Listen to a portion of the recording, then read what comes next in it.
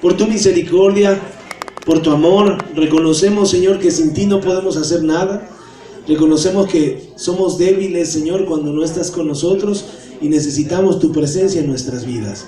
Que esta palabra que tú nos mandas el día de hoy, Señor, nos siga haciendo crecer y que aprendamos, Señor, de tu palabra, del carácter de tu Hijo Jesucristo, y que sepamos, Señor, que las cosas vienen de parte tuya y que hay una respuesta para todo lo que vivimos, Señor. Tuya es la gloria y la honra, Padre. En el nombre de Jesús oramos. Amén. Tome su lugar. Nuestro mensaje de hoy se llama La Respuesta Correcta. Si trajo su cuaderno, que yo espero que sí, saque su pluma, su cuaderno, y vamos a seguir estudiando, porque esta es la escuela del estudio. La respuesta correcta se llama nuestro mensaje. Sigue en línea, seguimos en línea con los mensajes de Semana Santa.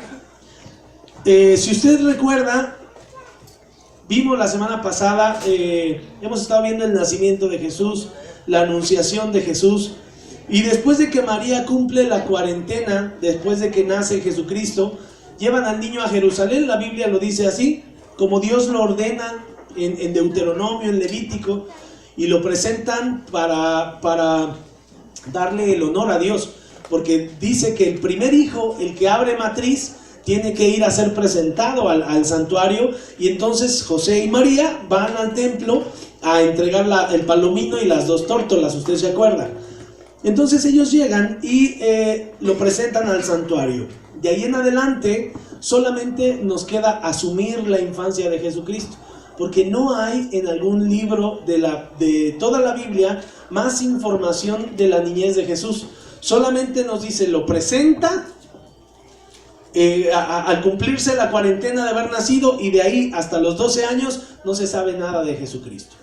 Todo lo que hemos visto en las películas, todo lo que hemos aprendido por ahí de que tocaba las palomas y las palomas volaban y que hacía milagros de chiquillo así, eso no está en la Biblia. Eso está fuera de contexto. Pero por los versículos que hay en la Biblia nos permiten entender que Jesús vive una vida infantil sujeto a sus padres, obedeciendo a María, obedeciendo a José, respetándolos, porque no hay más información. Como en la hoja blanca que vimos el mensaje pasado, aquí también, que significa silencio por 400 años, aquí también hay un silencio de 12 años de parte de Dios respecto a la vida de Jesús. En Lucas 2, versículo 40, Dios nos permite asomarnos un poquito a lo que sucedió en la vida de Jesús en esos 12 años. Dice Lucas 2:40, el niño crecía, se fortalecía y se llenaba de sabiduría. La gracia de Dios era sobre él. Aquí nos habla de tres aspectos en los cuales Jesucristo se estaba desarrollando, evolucionaba. Es un error, y quiero compartirlo esto a ustedes, decir el niñito Dios. Jesús no se quedó siendo un niñito Dios, Jesús creció, y la palabra lo dice, Lucas 2:40, el niño crecía, se fortalecía y se llenaba de sabiduría, y la gracia de Dios era sobre él. ¿En qué aspectos crecía Jesucristo? Crecía física, mental y espiritualmente. Esas son las tres áreas en las que él crecía, como todos nosotros. ¿Cuál es el mensaje de la palabra de Dios? Que él se identifica hasta en eso en nosotros, con nosotros. ¿Por qué? Porque la intención de que él viniera al mundo era que precisamente viviera todos los procesos que nosotros vivimos. La Biblia dice que él fue tentado en todo y probado en todo como todos los humanos. Entonces, él, así como nacimos nosotros, así él también crecía. La palabra quiere que no solo veamos en Jesús a una persona histórica, porque a veces llegamos a la iglesia y pensamos que Jesús es alguien histórico, que la Biblia es un cuento y que esta es una historia bien bonita, pero cuando sales a la vida real, la Biblia ya no aplica, y no es cierto. Ustedes se han dado cuenta que la palabra de Dios, las vivencias que Jesucristo tuvo, son las mismas que pasamos nosotros, nada más que no las conocíamos.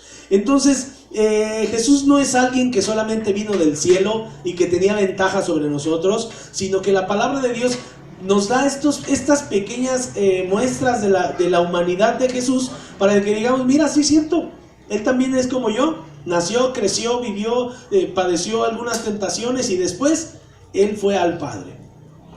Y en esto que estamos analizando, hay una de las verdades básicas de la Escritura que nos quiere a nosotros dar la seguridad entre la relación que podemos tener con Jesús y la que tenemos nosotros con Él. La que tiene Jesús con Dios y nosotros con Jesús. La naturaleza divina de Jesucristo nunca interfirió en todas las decisiones que Él tomó aquí en la tierra. ¿A qué me refiero a eso? Jesucristo dice la palabra de Dios que Él es completamente Dios y es completamente hombre. Cuando Él se encarna en un bebé, Él seguía teniendo los mismos atributos de Dios, no los perdió, pero sí los limitó. Es un Dios omnisciente, que todo lo sabe. Es un Dios omnipresente, está en todos lados. Es un Dios todopoderoso, lo seguía haciendo, pero usaba ese poder para limitarlo, para limitarse y para poder estar en el lugar en el que estaba. Pero la Biblia nos da señales de que cuando estaba con las personas que lo querían atrapar, Él sabía los pensamientos de ellos. O sea, sí ejecutaba en algunas ocasiones ese poder, pero no lo utilizaba a su favor. Lo utilizaba para demostrarles que Él tenía conocimiento de lo que estaba sucediendo. No sacaba ventaja, tenía conocimiento de lo que estaba sucediendo. Entonces, ese es un propósito que nosotros tenemos que ir entendiendo. Jesús fue completamente Dios y completamente hombre. Precisamente en este mismo sentido, la palabra de Dios dice en Filipenses 2, versículos del 6 al 7, que Jesucristo, siendo en forma de Dios, no estimó el ser igual a Dios como cosa a que aferrarse, sino que se despojó a sí mismo, tomando forma de siervo, hecho semejante a los hombres.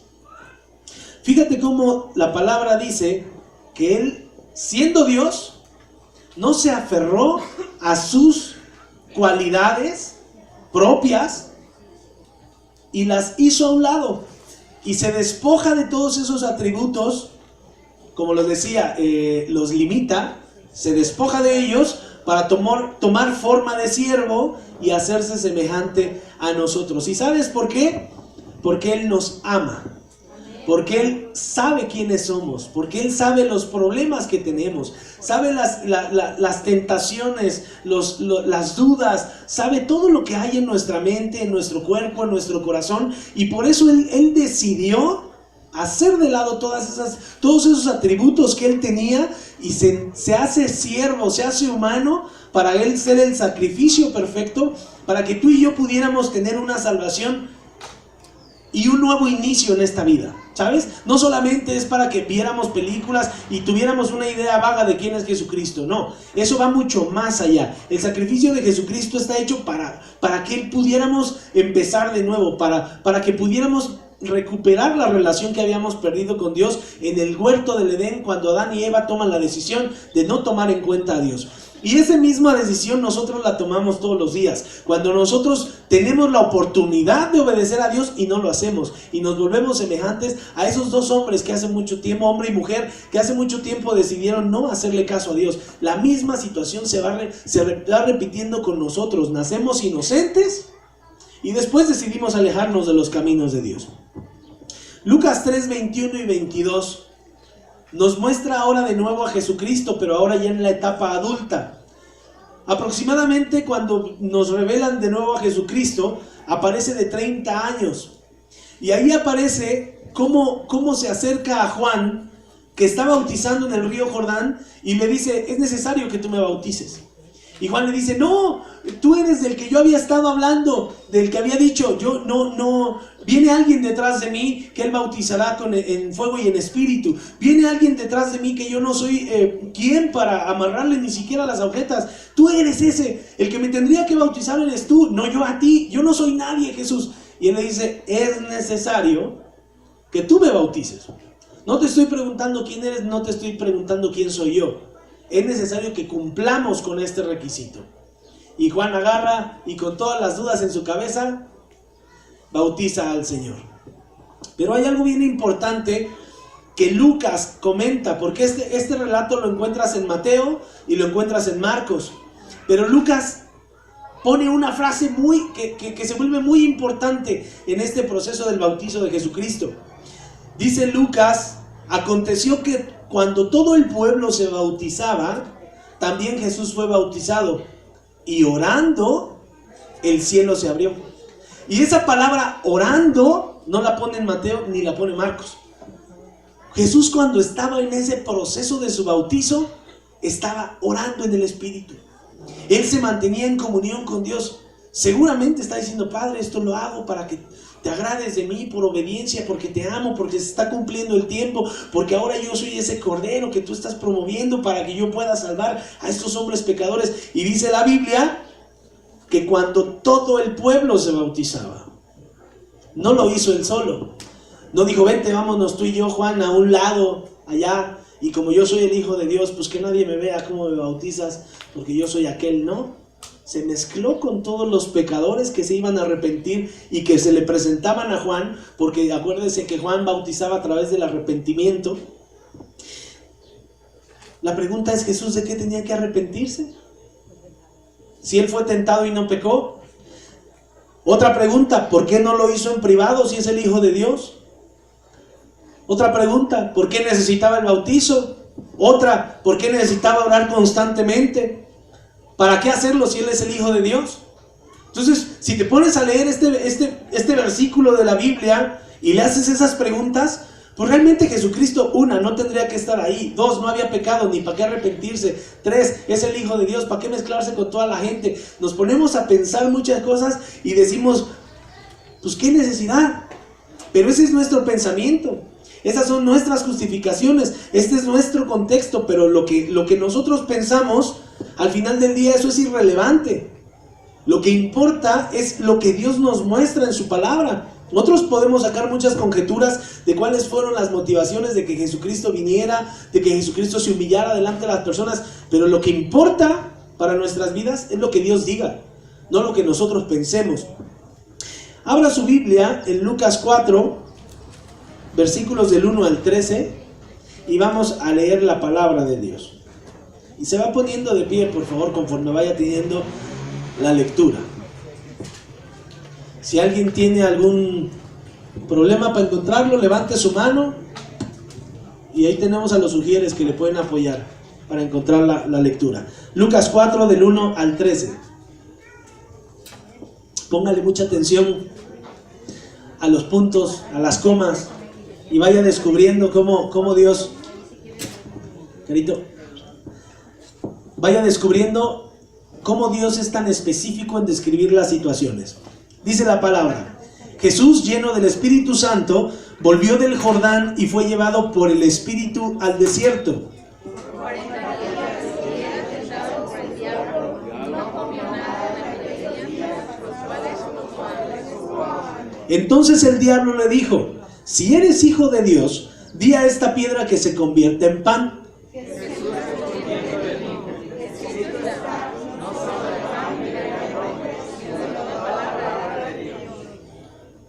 Y le llevó el diablo a un alto monte y le mostró en un momento todos los reinos de la tierra. Y le dijo el diablo: a ti te daré todas las potestad, la gloria de ellos, porque a mí me ha sido entregada y tierra de. Si tú postrado me adorares, todos serán tuyos. Respondiendo Jesús le dijo: vete de mí, Satanás, porque escrito está: al Señor tu Dios adorarás y a Él solo servirás. Y le llevó a Jerusalén y le puso sobre el pináculo del templo y le dijo: si eres hijo de Dios, échate de aquí abajo. Porque escrito está: a tus ángeles mandarás acerca de ti que te guarden. Y en las manos te sostendrán para que no tropieces con tu pie en piedra. Respondiendo Jesús le dijo: dicho está, no tentarás al Señor tu Dios. Todos, y cuando el diablo hubo acabado toda tentación, se apartó de él por un tiempo. Tomen su lugar. Quiero presentarles la estrategia que utiliza el enemigo. Si usted pone atención a esta enseñanza, si esta mañana se lo graba, si esta mañana trajo su cuaderno y lo apunta, yo le aseguro que de aquí en adelante su vida cambia y todos los días vivirá en victoria. Pero si vino otra vez sin cuaderno, sin pluma, sin teléfono, siquiera para apuntar, ahí le encargo. Seguiremos otra vez, me paro, me caigo, me paro, me caigo, y será la triste historia de su vida. Jesús contesta las preguntas que yo hice en estos versículos. Él necesitaba orar y bautizarse porque ni el mismo Hijo de Dios se salvó de las intenciones que el diablo tiene para todos los que vivimos en esta tierra. ¿Se acuerda que al principio yo le dije, Él se vino a identificar con nosotros? Pues parte de identificarse con nosotros era que el diablo tuviera poder para poder tentarle y presentarle situaciones que lo alejaran de la voluntad de Dios. Algo que la iglesia, algo que la gente del mundo, algo que toda persona a veces menosprecia, ¿sabe? Unos por ignorancia, otros porque se sienten Juan Camaney, otros porque no leen la Biblia, otros porque no consideran al diablo, otros porque se sienten que no está. Pero déjeme decirlo, si alguien está presente en todo lo que usted hace, es el diablo. ¿Por qué? Porque la Biblia dice que él ha sido homicida desde el principio, Juan 8:44. Y él no permanece en la verdad porque no hay verdad en él. Que el Satanás habla mentira porque de él habla, de lo suyo habla, porque él es mentiroso y él es padre de la mentira. Juan 10:10 dice, el ladrón no vino sino para hurtar, matar y destruir. Y Primera de Pedro 5:8 dice que el adversario, nuestro adversario que es el diablo, anda como un león rugiente buscando a quien devorar. Y usted no me va a dejar mentir. Todos los días en su cabeza hay una voz que le dice, no hagas esto, haz esto. No seas un hombre honesto, roba. No le seas fiel a tu mujer, fornica con esta. No respetes a tus padres, maldícelos. Y todos los días tenemos esas tentaciones, ¿sí o no? ¿O soy el único? ¿Verdad que no? Digo, porque si soy el único, ahorita, Señor, levántame. No. Todos tenemos, así tengamos la cara de santo, seamos el pastor, seamos el que está sentado en las bancas, todos tenemos las mismas tentaciones y los mismos pensamientos. El diablo anda detrás de nosotros buscando a quien se traga. No tenemos que perder eso de vista. Él está en su mismo nombre, Satanás, da la señal de cómo es su carácter. Satanás significa adversario, oponente, nombre que designa al enemigo de nuestras almas. En arameo su nombre es Aquelcarza y es acusador, calumniador y adversario. Diabolos, en griego, impostor y falso acusador. Ese es contra el que nos enfrentamos todos los días. El enemigo no es tu esposa, el enemigo no es tu esposo, el enemigo no es tu compañero de trabajo, ni tu jefe, ni la economía, ni nada es tu enemigo. Tu enemigo tiene nombre y se llama Satanás. Y este amigo tiene el poder de tomar cuerpos. Este amigo tiene el poder de mover cosas. No sé si usted lo ha visto alguna vez. Tiene el poder de transportarse entre cuerpos, de poseer personas, de hacer que la gente que tú amas hable y te maldiga y te haga sentir como la peor cucaracha. Si no me lo cree, lea su Biblia y ahí usted va a ver cómo el enemigo posee a las personas. Que no lo tomemos en cuenta, esa es otra cosa. ¿Por qué? Porque no leemos la palabra de Dios. Pero ahí está. Dios dejó esta Biblia para que nosotros conociéramos lo que está sucediendo. Entonces debemos darnos cuenta, hermano, contra quién estamos peleando. Debemos de saber que estamos jugando contra alguien que tiene más poder que nosotros en nuestra humanidad. Tiene capacidades muy, muy bravas. Y que usted sabe quién le ha permitido usarlas. Dios. Porque hasta él mismo está sujeto a la voluntad de Dios. Ahí en Job, él se aparece, en el libro de Job se aparece y le dice, ¿dónde andabas? Dios le dice a Satanás, ¿dónde andabas, bandido? Pues andaba dando la vuelta por ahí, Señor. ¿Me permites ir a tal lado? Ándale, mijo, ve. El diablo está sujeto a Dios. Por lo tanto, si usted no obedece a Dios, ¿en manos de quién está? En manos de Satanás. Si obedeces a Dios, Satanás tiene que pedirle permiso a Dios para alcanzarte. Ahí ya tienes a alguien que te defiende. Sigamos. Entonces, dése cuenta que si Jesús no, en ese momento que acabamos de leer de la tentación, si Él no hubiera estado alineado con la voluntad de Dios, si Él no hubiera conocido la palabra en ese momento, tal vez Él hubiera caído en las 3 tentaciones que el diablo le presenta. Él dice en la Biblia que estaba débil, estaba con hambre. Físicamente, Jesús llevaba 40 días de haber estado en ayuno. 40 días de estar en el desierto. 40 días de estar en comunión con Dios, sí, pero físicamente débil. Fortalecido en el espíritu, pero débil físicamente. Y ahí es cuando el diablo aparece y le empieza a picar la costilla. Y le empieza a decir, mira, ¿por qué no le dices a esas piedras que se hagan una Pizza Hut? ¿Por qué no le dices a esas piedras que se conviertan en una torta ahogada con todo y en bolsa? ¿Por qué? Sí, no, para llevar, para el camino, porque estaba en el desierto, no había platos, acuérdese. Entonces empieza el diablo a mostrarle tentaciones a Jesús para que cayera de la voluntad de Dios. No era porque le interesara su vida. Al final del día, el diablo no tiene todo el conocimiento que Jesucristo tenía, porque Él no es omnisciente, Él no sabe todo, por eso Él está sujeto a Dios, pero Jesús sí lo sabía. Esa es la gran diferencia. Entonces, hubo ahí una interacción entre Jesús y el diablo, que es la que vamos a analizar esta mañana, pero esta situación nos demuestra que por eso Jesucristo acudió a Juan, porque necesitaba el bautizo para darle la honra a Dios. Para seguirle demostrando que se sujetaba a ser una persona que iba a obedecer su palabra en todo tiempo, en todo momento, para cumplir con una buena conciencia delante de Dios. Porque aquellos que no nos queremos acercar a Dios, lo hablo como si estuviera en mi vida pasada, aquellos que no nos queremos acercar a Dios porque pensamos que una vida de santidad es una vida triste, pues preferimos realmente en ese momento vivir todos los problemas que el enemigo nos presenta a vivir en la paz y santidad que Dios nos da. Entonces, la Biblia habla de 3 hombres que ayunaron 40 días y 40 noches. Solo 3 hombres han podido lograr esto. Uno es Moisés. Éxodo 3, del 34 en adelante. Ahí es cuando él ayuna 40 días y 40 noches, es cuando él sube al monte y baja después con las tablas. Esa es la primera vez que ayuna 40 días, 40 noches. Después Elías, Primera de Reyes, capítulo 19. Si usted recuerda, Jezabel le manda a Elías una amenaza a través de un mensajero y Elías se asusta. Se asusta de la amenaza de una mujer que ni siquiera la veía. Pero capítulo antes había estado de bravucón con más de 200 profetas de un ídolo que se llamaba Baal, y hasta se burlaba delante de ellos. ¿Dónde están tus dioses? ¡Ah, tus dioses chafas! Y con una amenaza de una mujer, eso lo lleva a ayunar 40 días y 40 noches.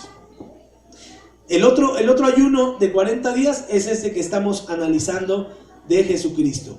Entonces, vea cómo dice el versículo 1 de Lucas 4. Jesús, lleno del Espíritu Santo, volvió del Jordán. ¿Dónde se había bautizado con Juan? En el Jordán. Jesús, lleno del Espíritu Santo, volvió del Jordán y fue llevado por el mismo Espíritu al desierto. Versículo 2. Por 40 días y era tentado por el diablo. ¿Ok? Contésteme una pregunta. ¿Quién puso a Jesucristo en el desierto? ¿Quién? El Espíritu Santo, ¿no? ¿De qué venía lleno? ¿Qué pasó en el desierto? ¿El Espíritu Santo quería que fuera tentado? Sí. Oiga, hermano, pero entonces ¿qué no el estar en la palabra de Dios es garantía de que voy a tener una vida santa con una coronita? Le voy a hacer así, las alas me van a salir y nadie me va a poder tocar. La Biblia no dice eso. La Biblia, el Espíritu Santo llena a Jesucristo y ese mismo Espíritu lo lleva al desierto para decirle: a ver si es cierto, bandido. Ya estás fortalecido. Vamos a ver si es cierto que me vas a honrar. Muchos de nosotros constantemente nos sentimos así en el desierto. ¿A poco no? Nos sentimos muy frágiles cuando buscamos hacer la voluntad de Dios. De hecho, a veces cuando nos sentimos más fuertes en el espíritu es cuando le clamamos a Dios y no hay una respuesta. Oras y parece que el cuarto está vacío. Hay ocasiones en las que tú oras y sientes que la presencia de Dios te está escuchando. Tú sabes que Dios está ahí. Tú dices, y hasta le echas más candela y derramas tu corazón y ya ves que ya no puedes hablar. ¿Por qué? Porque Dios está ahí. Pero hay tiempos en los que tú aseguras que si le pones la mano a alguien, ese bandido se levanta, sana, vive 200 años. ¿Por qué? Porque te sientes pleno. Pero no hay respuesta de Dios. En esos tiempos de debilidad, tiempos de dudas, de malas decisiones, nosotros debemos como hijos de Dios estar conscientes de lo que dice la palabra. Vean lo que dice ese mismo versículo, el versículo 2. Dice, fue llevado por el Espíritu al desierto, por 40 días. Por 40 días. No dice, esa iba a ser la habitación de Jesucristo toda la vida. No, las pruebas tienen tiempo. Las pruebas no son eternas. Tu prueba no va a durar toda la vida. Tu enfermedad no va a durar toda la vida. Los problemas en tu matrimonio, en tu casa, con tu identidad, todo lo que parece ser irremediable, tiene fecha de caducidad, hermano. Tiene fecha de caducidad de parte de Dios. Esta tentación era de 40 días. No sé de cuántos días vaya a ser la tuya. De cuánto tiempo vas a tener que esperar para que ese tiempo termine. Pero va a llegar a su fin. No va a durar. Y eso es una buena noticia, ¿no? Eso debería de darte esperanza para decir, ¡wow! Eso era lo que quería escuchar. Ya con eso valió la pena la levantada de temprano. Con eso valió la pena el pleito en la mañana porque vámonos temprano, porque ya vamos de nuevo tarde. Todo eso valió la pena por escuchar que mi problema tiene un tiempo de caducidad. Ya tenemos la base, ¿no? Es necesario mantenernos como Jesucristo dentro de la voluntad de Dios. Él quería hacer la voluntad de Dios. Estaba orando mientras se bautizaba y ahora estaba buscando cumplir su palabra. ¿Para qué es importante que nosotros sepamos esto? Para que cuando llegue el tiempo de la prueba, cuando nos lleve el Espíritu al desierto, podamos identificar la tentación. Si tú no sabes lo que estás viviendo y cómo es la voluntad de Dios, cuando se te aparezca Satanás en persona, no vas a saber qué es lo que te está tratando de presentar. Es por aquí. No, menso, era por acá. Y ya te equivocaste. Y perdiste tiempo, causaste daño, ya estás llorando. ¿Por qué? Porque no estabas preparado para identificar la tentación que te iba a poner. Apúntele ahí en su cuaderno. Peirazo. Peirazo con Z. Peirazo es una palabra que es empleada en esta porción de la Biblia y tiene el sentido de hacer prueba de que alguien pruebe algo. Y eso es precisamente lo que Satanás buscaba que hiciera Jesucristo. En 3 ocasiones Satanás intentó peirazo con Jesús, que probara ciertas actitudes. Y una de las armas favoritas del diablo es la duda. Si usted le leyó bien, ahorita lo vamos a repetir.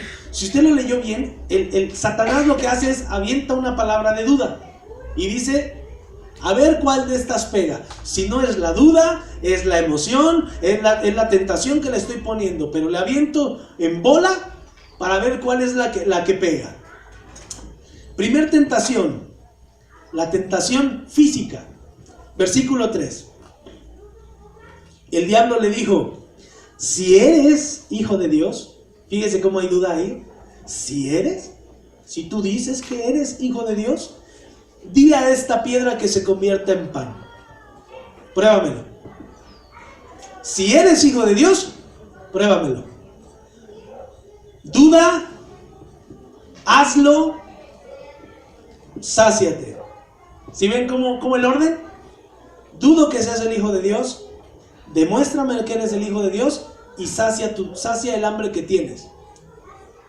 Esa es una prueba física, hermano. ¿Cómo sabía el enemigo que Jesús estaba en ayuno? Porque él está viendo las situaciones. No lo sabía desde antes, pero él conocía que estaba débil y entonces lo tienta con comida. Dale lo que quiere tu cuerpo. No tienes por qué estar sufriendo. Tienes la solución. ¿Por qué? Porque tienes el poder. Y esa es una trampa en la que muchos cristianos siguen cayendo, hermano. Es una trampa que busca que tú sacies las necesidades de tu cuerpo. Sencillo. Busca que sacies tus emociones, que sacies todos los deseos que hay en ti. Esa es una trampa que el enemigo sigue utilizando con la iglesia y con la gente que no forma parte de la iglesia. ¿Cuál es el reto? Que no esperes.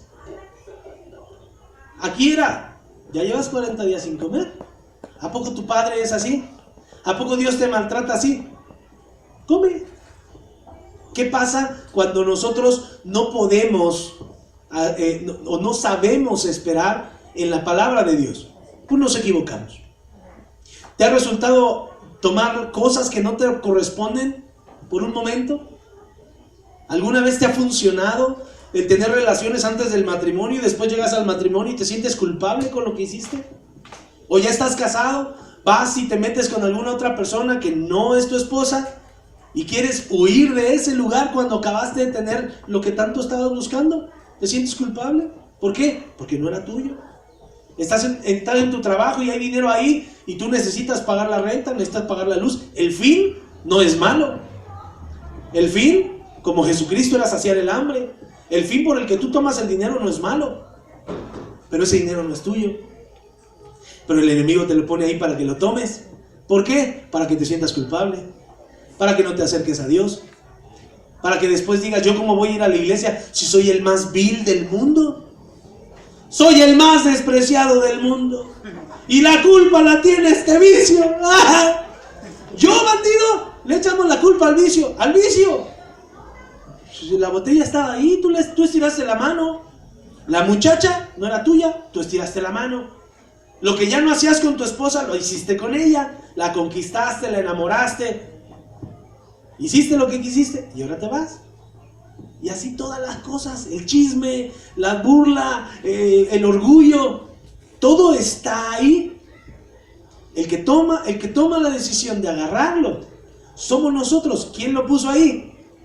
El enemigo. Por eso debemos de estar atentos, hermano, a lo que está a nuestro alrededor. Lo que busca el diablo siempre será hacerte avergonzarte, para que como Adán y Eva te vayas y te escondas detrás de los arbustos de la presencia de Dios, y que cuando Él te pregunte: ¿dónde estás, Pancho? ¿Dónde estás, María? Ay, Señor, es que me dio vergüenza presentarme delante de ti, porque ¿sabes qué? Pequé. ¿Cómo le contesta Jesús en el versículo 4 a Satanás? Jesús le responde: escrito está. Escrito está. Pregunta: ¿en dónde está escrito? ¿A quién se refiere? ¿A qué escrito se refiere Jesucristo? ¿A qué? A la Biblia. Dice: escrito está. Y después se va a Deuteronomio 8, versículo 3. Y Deuteronomio 8, versículo 3 dice: te afligió, te hizo tener hambre, te sustentó con maná, con comida que no conocías. Se está refiriendo a Dios. Ni tus padres habían conocido esta comida, para hacerte saber que no solo de pan vivirá el hombre, mas de todo lo que sale de la boca de Jehová vivirá el hombre. Esta es la porción de la Biblia que Jesucristo utiliza para contestarle a Satanás. El secreto de Jesús radicó en conocer la palabra de Dios, pero no solamente conocerla, usarla. Escrito está. Acá dice esto, no son mis palabras, Dios lo dijo, y si Dios lo dijo, eso es lo que vale. Satanás, no tienes poder en esto. No solo de pan vive el hombre, sino de todo lo que sale de la boca de Jehová, de eso vivirá el hombre. ¿Cuál es el secreto? Saber lo que Dios espera de ti, hermano. Saber lo que Dios ha planeado para ti, no lo que el diablo espera de ti. Porque el diablo espera que sigas viviendo la vida que estás viviendo hoy. Si no le obedeces a Dios hasta este día, Satanás espera que sigas viviendo esa vida. Pero Dios tiene una vida muy diferente para ti. Dios tiene una vida de victoria para ti, una vida de alegría, una vida de paz, una vida de triunfo, una vida de seguridad. Pero si tú no le das la oportunidad a Dios porque no conoces su palabra, pues entonces sigues revolcado en tus emociones, en los problemas, en las deudas, en las drogas. ¿Por qué? Porque estás alejado de la palabra de Dios. Porque estás viviendo tratando de darle satisfacción a tu carne. Pero la Biblia dice que la vida viene no por lo que está afuera, sino por lo que Dios ha puesto en nuestro corazón, que es su palabra. Entonces, si el diablo sabemos que es el padre de la mentira, y tú sabes que él es un calumniador, que no sale nada bueno de él y que lo único que busca es hacerle mal a las personas, entonces identifica todas las satisfacciones temporales que te rodean y busca las armas en la palabra de Dios para alejarte de ellas. Esa que tú me digas de que no, yo voy a dejar de tomar cuando yo quiera. No sé cuántos años llevas, pero le podemos preguntar a tu esposa. Esa de que no, ya es la última mujer con la que voy a salir. Esa tú y Dios la saben. No te vamos a preguntar ahorita porque si no vamos a tener pleitos. Pero esa tú y Dios sabes que no podemos vencer con nuestras propias fuerzas los deseos que tenemos en nuestra carne. Solo Dios y su palabra nos pueden quitar esas ansiedades. Segunda tentación. La tentación material. Lucas 4, versículo 5. Le llevó el diablo a un alto monte y le mostró en un momento todos los reinos de la tierra. Versículo 6. Le dijo el diablo: a ti te daré toda esta potestad y la gloria de ellos, porque a mí me ha sido entregada, y a quien quiero la doy. Fíjense cómo es bravo. A quien yo quiero la doy. Si tú postrado me adorares, todos ellos serán tuyos. ¿Qué dice el versículo 5? El diablo le lleva a un monte. ¿Para qué a un monte? Para que estuviera así como yo ahorita, que los alcanzo a ver a todos ustedes. Así el diablo lleva a Jesús y lo pone en un monte. Siguiente, le mostró en un momento todos los reinos de la tierra. ¿Qué necesitamos para observar lo que el diablo le muestra? Nuestros ojos. Le mostró todos los reinos en un momento. Usó sus ojos. En el otro usó su oído. Y le dijo el diablo: a ti te entregaré, te daré toda esta potestad y la gloria de ellos, porque a mí me ha sido entregada, y a quien quiero la doy, con la condición de que postrado me adores, y todo esto será tuyo. Fíjese cómo en ese momento este espíritu, esta fuerza, este enemigo utiliza con astucia las cosas que nos tientan, que sabe que nos tientan a nosotros. Primero, lo lleva a un monte y lo hace que vea para que codicie lo que está ahí. Y no me va a dejar mentir usted. Cuando va a un centro comercial y ve las pantallas, los hombres, vemos los trajes, los tenis, los pantalones, las chamarras, un aparato que no nos hace falta pero que lo queremos. Por los ojos nos enamoramos muchas veces. Las mujeres, un centro comercial, ropa, zapatos, perfumes, joyas, que la sala, que muchas cosas. Codiciamos a través de la vista, ¿sí o no? Entonces el diablo sabe que nosotros codiciamos a través de la mirada. Por eso lo llevó y le dijo: mira, también padres, y te los puedo dar, son míos. Nada más, póstrate y adórame, y son tuyos en ese momento. La Biblia dice, Juan 12:31, Juan 14:30, Juan 12:31, Juan 14:30, Primera de Juan 5:19. Esos tres versículos hablan de que en este tiempo la tierra está gobernada por Satanás. Es el príncipe de la potestad del aire. Y no hay algo que pueda detener ese poder ahorita, porque Dios le ha dado esa autoridad al diablo, de mostrarnos todas las cosas que tenemos, y por eso sigue tentando a las personas con poder, con riqueza fácil, con propiedades, con cosas que alejen tu mirada de Dios, porque cuando tienes todo lo que necesitas, no me vas a dejar mentir, y te pido que seas honesto. Cuando tienes todo lo que necesitas, ¿te dan ganas de buscar a Dios? La verdad es que no. Ni lo volteas a ver. ¿Para qué? Buscamos a Dios cuando hay problemas. Buscamos a Dios cuando hay enfermedad, los hijos se nos van, nos estamos muriendo, la mujer ya la tenemos harta. Ahí es cuando buscamos a Dios. Pero mientras tenemos todo lo material, no necesitamos de Dios. Por eso la condición que le pone Satanás a Jesucristo es: póstrate y adórame. Reconoce que no, Dios no es tu rey. Reconoce que no vas a obedecer a Dios y adórame a mí y yo te doy todo lo que tú quieras. No me dejará mentir, usted ha de conocer personas que le han vendido su alma al diablo, que han hecho pacto con la Santa Muerte, que ahorita, que según de santa no tiene nada, porque la Biblia dice que fue vencida. Es vencida por el Señor. Pero hay gente que le gusta adorar a los vencidos, y eso es muy decisión propia. Pero eso es por ignorancia, porque no conocen la palabra de Dios. Pero esas personas que usted conoce, que han hecho pactos con tal de tener cosas materiales, poder económico, según ellos vivir en paz, yo le pregunto, ¿cómo viven esas personas? Si usted los conoce, ¿cómo viven? ¿Son felices? ¿No que no? ¿Tienen paz? Si lo que buscaban eran paz, paz es lo que menos tienen. Porque ahora viven con temor de que les vayan a arrebatar lo que tienen. Oh, pues.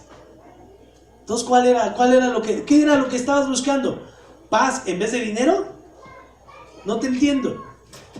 ¿Cómo respondió Jesús? Versículo 8. Jesús le dijo: vete de mí, Satanás, porque escrito está.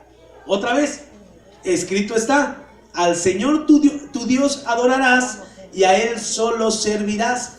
¿Qué hace Jesús? Aléjate de mí, no tienes poder. Y de nuevo Dios dice, Deuteronomio 6:13 y Deuteronomio 10:20. Son los dos versículos que Jesús usa en esta parte de la respuesta, en donde dice: a Jehová tu Dios temerás y a Él solo servirás y por su nombre jurarás. Esa era la certeza de Jesucristo. Tú no tienes poder sobre mí. Dios te ha dado poder que estés aquí al lado mío. Dios te ha permitido que vengas y siquiera me hables. Pero yo sé a quién sirvo, yo sé a quién amo y yo sé por quién juro. Tú no tienes poder. Lucas 16, versículo 13 y Mateo 6:24, cualquiera de los dos que escoja, Jesús dice: ningún siervo puede servir a dos señores, porque aborrece a uno y amará al otro, o estimará a uno y menospreciará al otro. No puedes servir a Dios y a las riquezas. Y es lo que está diciendo Jesucristo. Yo no te voy a servir a ti, yo voy a servir a Dios. Aunque tú me pongas las riquezas, todas las mujeres, toda la droga, todo lo que tú quieras aquí delante, yo voy a servir y voy a honrar a Dios. Porque Él me provee todo, porque Él es mi seguridad, porque Él es mi paz, porque Él es mi Señor. Y esa es la certeza que tiene Jesucristo cuando contesta esto: al Señor tu Dios, solamente a Él es al que vas a adorar. O eres creyente en Dios o no lo eres. Así de sencillo. En eso se resume esta palabra que Jesucristo utiliza: o eres o no eres. Y Apocalipsis dice que Dios a los tibios los vomita. No los quiere. Dios no quiere personas que vengan a la iglesia y hoy te obedezco, mañana no te obedezco. No, somos o no somos, porque no puedes servirle a dos amos. O le sirves a Satanás o le sirves a Dios. No te quedes en medio, porque eso es peor. Porque Dios se vomita, te conviertes en enemigo. La palabra de Dios, de hecho, dice que cuando no estábamos de parte de Dios, nos estábamos constituidos en enemigos. Lo dice Romanos. Tenemos que saber que cuando no obedecemos a Dios, Él llegará el momento, y usted léalo, no lo digo yo, proveerá todo para nuestra destrucción. ¿Lo ha leído en la palabra? Lo hemos estado leyendo en estos días en Deuteronomio.